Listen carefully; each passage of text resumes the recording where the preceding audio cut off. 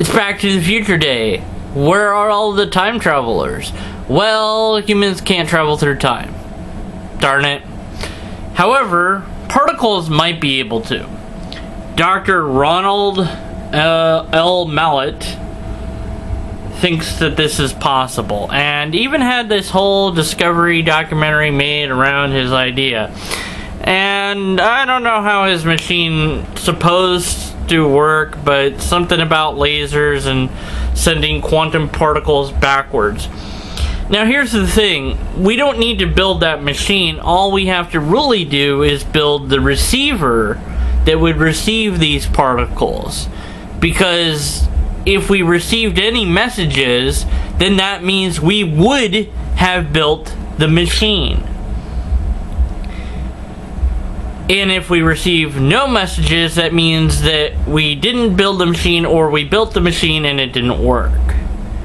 In either case, we would know without building the machine. Now, he says the machine has to be built before we would know anything, that it has to be turned on, and then once it's on, we would start receiving data. I don't know. It seems to me that if you had a receptacle that could receive the particle stream that's going backwards through time, then building the machine is irrelevant. And of course, you would send one particle at a time. So what you could do is send SOS message and have a computer translate it into English, and you could, the tomorrow you could type a message and it would be sent back to the yesterday you, and you would receive it on your screen and say, hey, yeah, we totally built it and it totally works, so go forward with it. By the way, it's just to help your funding, here's the lotto numbers. Other than Ronald L. Mallet, most of time travel stuff has been regulated to black holes or wormholes or other things that humans probably wouldn't survive, which is more than likely why we're not surrounded by time travelers, at least as far as we know. If anybody was here from the future, everything that they did would affect everything else, at least according to chaos theory, which is essentially if a butterfly flaps its wings in the Amazon, then it will cause a storm in California. Now, this is a bit exaggerated, but consider if we could travel in time, your mere physical presence in the past would alter the past. Even if no one saw you, you're breathing in molecules that weren't breathed in before, and you're exhaling molecules that weren't. And if you had any viruses or bacteria from the future that we don't have now, potentially you've unleashed some sort of plague that will kill us all, and that would be bad. A lot of people focus on the paradoxes of time travel, but I don't even want to get into that just yet. What I want to focus on is the biggest problem that's never really addressed, as far as I know, in any time travel movie, and that is both the rotation of the Earth and the rotation of the entire solar system. So let's pretend that this paint thing is the Earth and this paint thing is the Sun, not to scale, obviously. And the Earth is rotating around in a circle, and I'm doing it in the wrong way, it doesn't matter. And it's rotating around the Sun, and both are happening. And the Earth and the Sun are both rotating around, and our galaxy and the entire galaxy is rotating around in the universe. So, question. Where the bleep is the Earth going to be tomorrow? That's the Sun, sorry. Earth rotating. So maybe we could figure out within a 24-hour period where it's going to be, based on some mathematical calculations, within an approximate distance. Let's say we wanted to start on the T, and we knew that if we waited an hour, we would land on the F. Even though, because the rotation around the Sun is slower, and the rotation around the galaxy is slow enough, or irrelevant enough to not mess with us. Of course, we're making a lot of guesses here at this point, but we'll just assume that maybe the gravitational force of the planet itself will be enough to keep our time machine tethered to it, sort of. But we still need some sort of calculations for where the Earth is going to be in the future, or where it was in the past. Otherwise, your time machine is going to wind up in outer space, possibly millions of light years away from Earth. And that could be kind of a problem. All time travel movies ignore this. Don't know why. Maybe the math is just really too complex and it would bog it down. Instead, a lot of them focus on timelines and paradoxes. Of course, Back to the Future talks a little bit about timelines, a little bit about paradoxes, and so do other time travel movies. Some are addressed better than others, some are addressed not at all, some are completely ignored.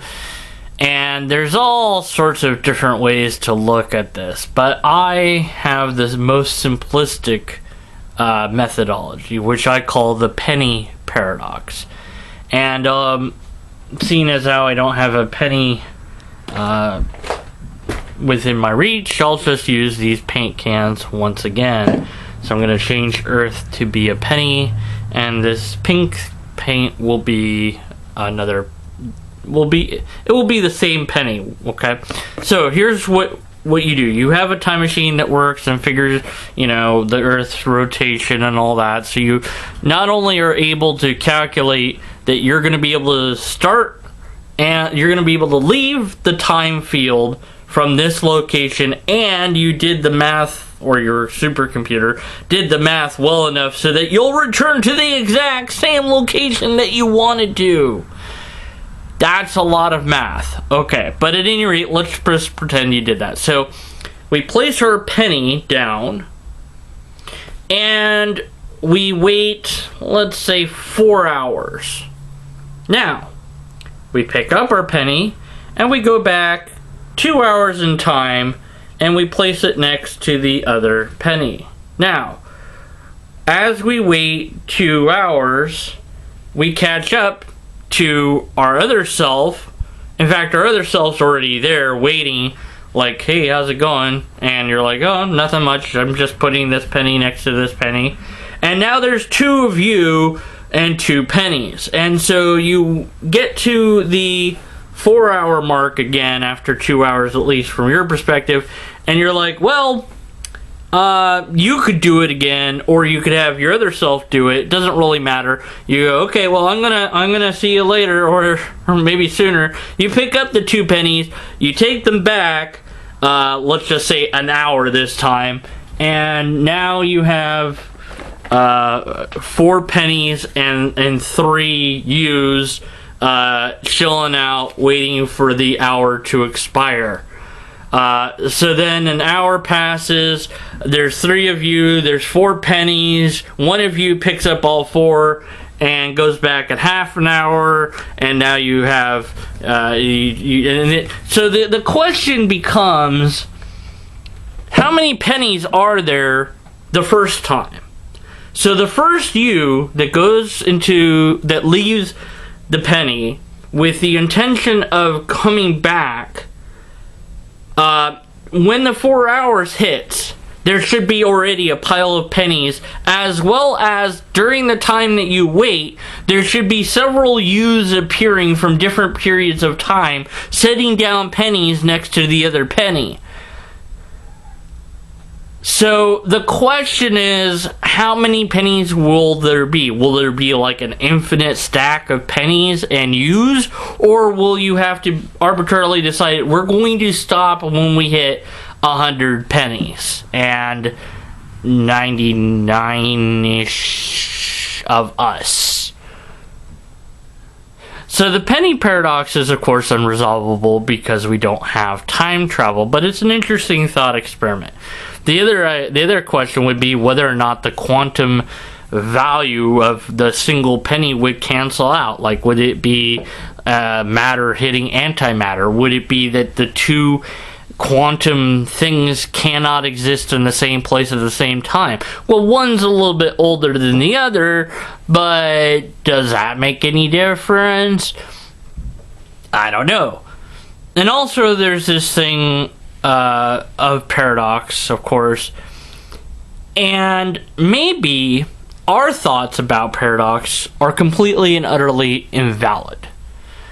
And what I mean by that is that the universe simply wouldn't care, if you will, about paradox. And of course this is multi-time theory, sort of. But if you went back in time and you killed an earlier version of yourself, forget about killing your grandfather, you kill an earlier version of yourself, you're still alive. And time just continues on, and you go back to the future, and your life is still there, and absolutely nothing has changed. And you're like, but I killed my younger self. Huh? And in the newspaper, there's an article that you can find from the older thing that shows your death certificate and so on and so forth. And it just moved on and didn't care that there's this paradox. It just ignored the paradox. That's one idea. The other idea is that by doing this paradox, you've collapsed reality. That the moment that you decide in the future to come back to the past to kill yourself, and that's actually what you're going to do, that reality cannot and will not happen. You won't build that time machine ever. You won't ever come back. You won't ever make it to do it. There's different versions of H.G. Wells' The Time Machine. I like the original best, but there is one where his motivation for traveling through time is that his wife dies, and he tries to prevent it, but everything he does, his wife still dies, just in a different way, sometimes in a more horrible fashion. So no matter what, he can't save his wife. Well, why don't you just grab her, put her in the time machine, and take her with you? Well, because the whole motivation of him building the time machine relies upon that his wife died. So if his wife didn't die, he doesn't build the time machine. But I would submit if his wife went missing, then that might be enough motivation for him to build the time machine. So if he kidnapped his own wife and took her with him, maybe that would be enough to resolve that paradox. Or again, maybe the universe just doesn't care. We could talk all day about different paradoxes and things like this, but of course Back to the Future is the focus. So there's multiple timelines going on at once if we consider all three movies. First of all, in the first movie, there is an original timeline. Then there's a where just things go normally and there's no time travel involved. Then there's a timeline where time travel becomes involved and things are changed. Then there's a timeline where things get changed and now there's a different time in the past. So there's a DeLorean sitting in a cave somewhere, thanks to Back to the Future 3, and so that's another timeline. And then there's another, it just keeps going and going with how many different timelines there are. Here's the real puzzler. And the only thought I have is that the time traveler, when they are in the time machine, are immune to the effects of the time travel. Like, their memories don't alter. Otherwise, Marty would have gotten home and not been surprised that everything is different. So, whoever travels in the time machine, their memories are somehow chrono-protected from the changes that they're making around them. So, the first time shift is Einstein. The dog Einstein being sent to the future. There would have been a timeline where that didn't work because of uncertainty. So that means there's also a timeline where Marty and Doc are killed by the machine not traveling through time and just hitting them at 88 miles per hour. And if they're not killed by that, then they're definitely killed by the terrorists who come in and shoot the bleep out of them. So that's a timeline that we don't see. But skipping 1 minute changes some time in some subtle way that we're never really going to get to know because of chaos theory. So we can kind of discount it, I guess. Oh, and again, going back to the whole Earth rotation thing. So the time machine in Back to the Future starts at a location and ends at a different location. But that location in the future is still on the right place on Earth, or even in the past. So there's got to be some calculations going on. I don't know, whatever. Anyways, so there's also a different version of time where Biff sees two different Martys. Why doesn't Biff beat up both Martys? I don't know. But the Marty from Back to the Future 1, who comes in and sees that everything's going great, there's a second Marty who right now is hanging out with Doc Brown. Doc Brown has to lie to this second Marty and make up some story about that he doesn't necessarily have to lie to him, but he has to tell him that you have to go back in time and make sure your parents get together. And Marty will be like, why? My life is perfect. And Doc will explain, your life will not be this perfect unless you do this. So that Marty has to go back in time with the mission of messing with his parents getting together and then fixing his parents getting together, or his future as he knows it will not exist. But then eventually that Marty comes back into the future. The other Marty has already left to a different future. So this Marty's like back to his life and everything's going fine. This Marty goes to the future, helps his kids, which distorts future reality. Biff steals the time machine, goes back in time and alters reality, making the second Marty not exist. Which means that now there's only one Marty and there's no way for the other Marty to go fix the Marty's first past of and then paradox happens and the universe explodes according to Doc Brown. So screw it. There's no way to fix it. But time travel is interesting to us because we all have something in our past that, or I should say, most of us have something in our past that we would like to undo.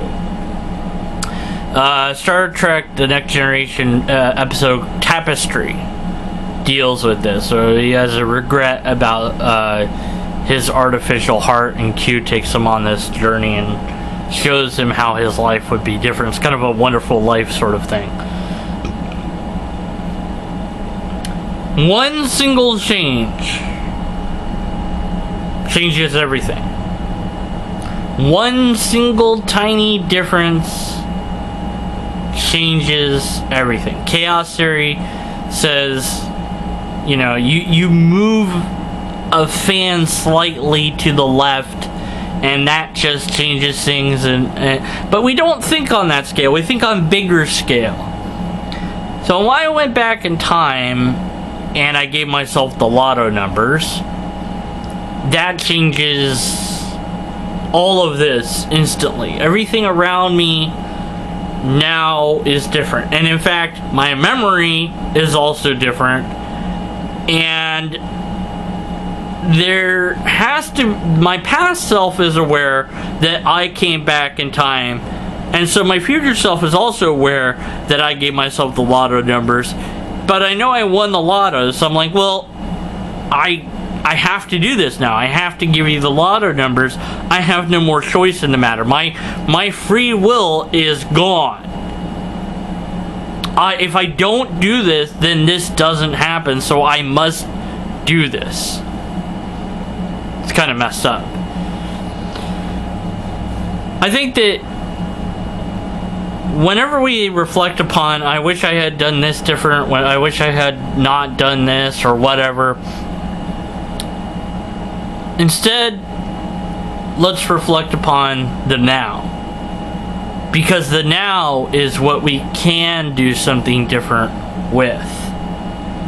I am aware that I do X, Y, and Z. I should strive to do X, Y, and M instead. Because that is a better behavior pattern than the one that I've been doing.